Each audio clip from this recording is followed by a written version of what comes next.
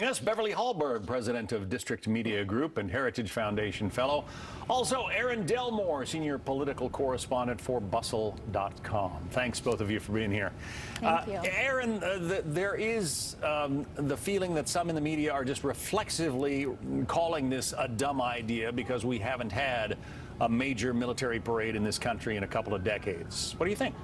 Yeah, the last major military parade in this country was at the end of the Gulf War. And people are asking now, is this the best way to honor our military, to show our gratitude and respect for our armed forces?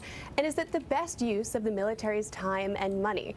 That's different than being reflexively anti-Trump. Asking those questions, scrutinizing the president's actions and decisions and recommendations, that's part of the press's job. All right. So, Aaron, what about it? The president wants this. The military seems, well, it depends on who you talk to, but most Americans would probably call for honoring our troops, would they not?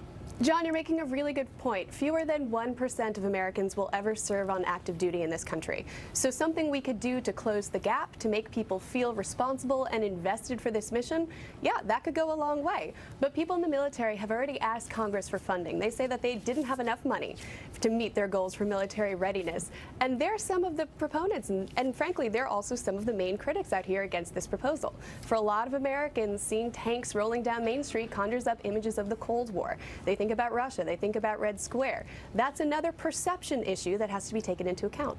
All right, I want to hear from Joe Concha again. He says there is something of a double standard with the media when it comes to Donald Trump. Here's what he said to Tucker.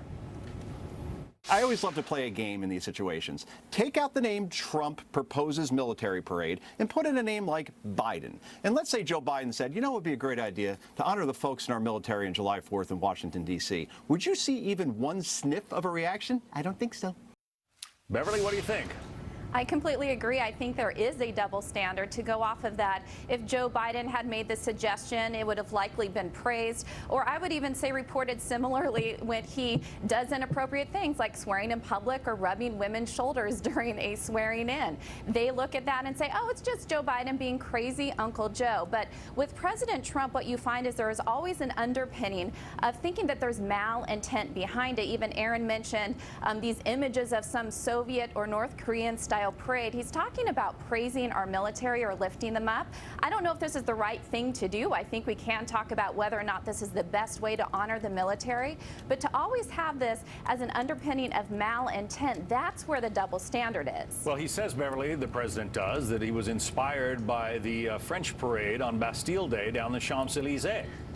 He wants to make sure that our military is supported in this country. I, once again, think that there's a better way to do it. I would actually like to see the VA and their medical care covered for veterans. I would like to take the money for the parade and say, why not give them a bonus if we're going to use money this way? But we see this in a wide variety of areas. It's not just with the parade. I even think back to when there was a discussion of whether or not he was mentally sane. There was lots of coverage of whether or not the president was crazy, although I don't think many reporters have a medical degree.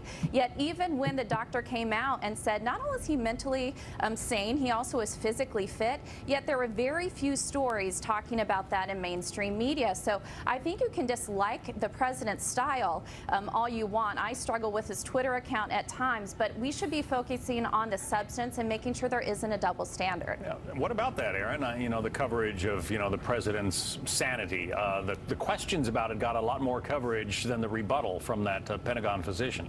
And the president brought that issue back into the spotlight. It's something people were talking about because of a book that came out in early January, but then he took to his Twitter feed to reignite that point of conversation. And he came out when he went and had a press conference with a bunch of Republican leaders and also defended his mental stability. Now, he should. That's his right. And it's also the right of reporters to report on the statements of the president. There's statements he made.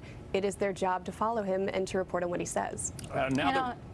All right, go ahead, Aaron. I was going to say, and sorry, also to Beverly. report on what the doctor said as well. There just weren't many stories at all following that.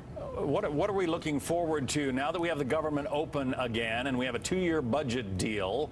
Beverly, what should we expect from the press? Well, I think there should be some criticism against this budget deal. You have a lot of Republicans who are not happy. The Freedom Caucus is not in support of it. These are the types of stories I would like to see covered on actually the substance, the policy behind it.